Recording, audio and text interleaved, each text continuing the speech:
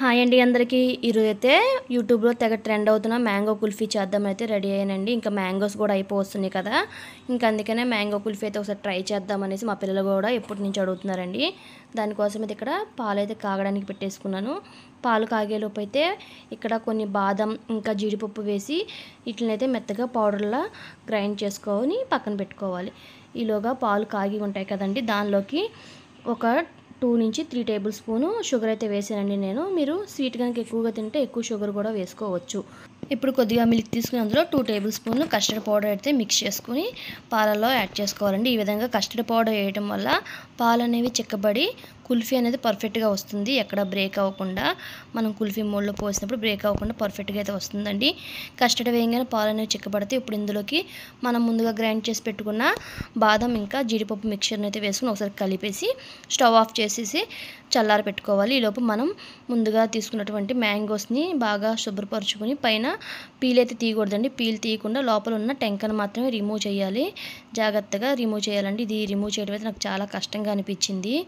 ఎలాగోలా తిప్పలు పడైతే దీన్ని రిమూవ్ చేసేసాను. ఈ విధంగా సీడ్ అనేది రిమూవ్ చేసిన తర్వాత మనం ముందుగా చల్లారి పెట్టుకున్నటువంటి కుల్ఫీ మిక్చర్ని అయితే ఈ మ్యాంగోస్లో ఫిల్ చేసుకోవాలండి. కుల్ఫీ అయితే బాగా చల్లారిపోయింది. ఇంకా దీన్ని అయితే మ్యాంగోస్లోకి ఫిల్ చేసుకుందాం. మ్యాంగోస్ని ఈ విధంగా ఫిల్ చేసిన తర్వాత సిల్వర్ ఫాయిల్తో కానీ ఇలా మ్యాంగోతో అయినా కవర్ చేయొచ్చండి. నేనైతే మ్యాంగోతోనే కవర్ చేశాను.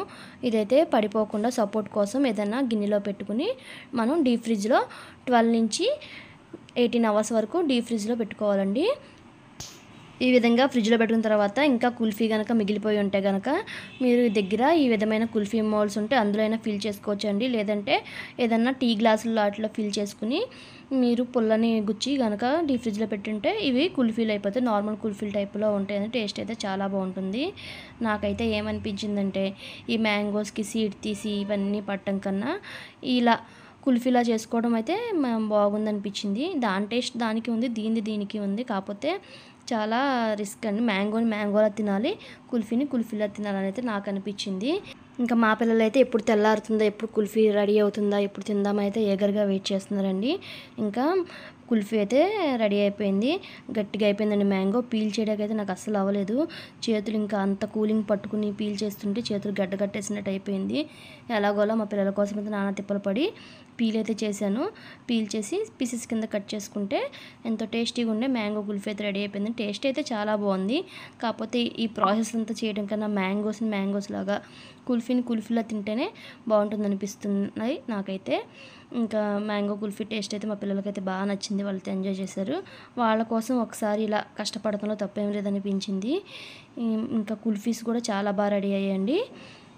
దేని టేస్ట్ దానికే ఉంది. రెండు అయితే బాగున్నాయి. ఒకసారి ట్రై చేయండి మీరు కూడా. ఈ వీడియో కనుక మీకు నచ్చితే ఒక లైక్ చేయండి. మన ఛానల్ ఫస్ట్ టైం చూస్తున్నట్టయితే సబ్స్క్రైబ్ చేసుకోండి ప్లీజ్.